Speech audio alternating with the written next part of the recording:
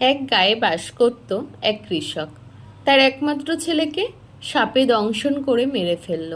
ক্রুদ্ধ কৃষক কুড়ুল হাতে নিয়ে বসল সাপটি যে গর্তে থাকে তার সামনে। ভাবল, যদি একটি বারের জন্য সাপটির দেখা পাই তো শেষ করে ছাড়ব ওটিকে। খানিক পরেই সাপটি গর্ত থেকে একটু উঁকি মারল।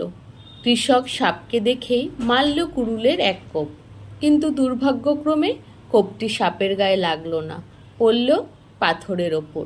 খানিকটা পাথর ভেঙে ছিটকে গেল। এতে লোকটি বেশ ভয় পেয়ে গেল, কারণ সে সাপটিকে মারতে চেষ্টা করেছিল অথচ পারেনি। এতে সাপটি নিশ্চয়ই তার ওপর রেগে যাবে, যে কোনো সময় কামড়ে দেবে সুযোগ পেলেই। এই মনে করে সে সাপটির সঙ্গে একটি মধ্যস্থতা করতে চাইল, কিন্তু তার সেই প্রস্তাবে রাজি হলো না সাপ।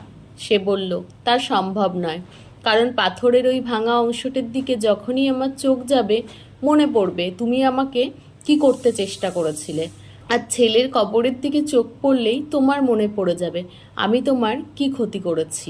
অতএব আমাদের মধ্যে বন্ধুত্ব হওয়া অসম্ভব, যদি হয় তা হবে ওপর ওপর। আমরা দুজনেই শত্রুতা পুষে রাখবো সযত্নে, কেবল সুযোগের অপেক্ষায়। অ্যাকচুয়ালি কখনোই দুজন শত্রুর মধ্যে বন্ধুত্ব হওয়া সম্ভবই না।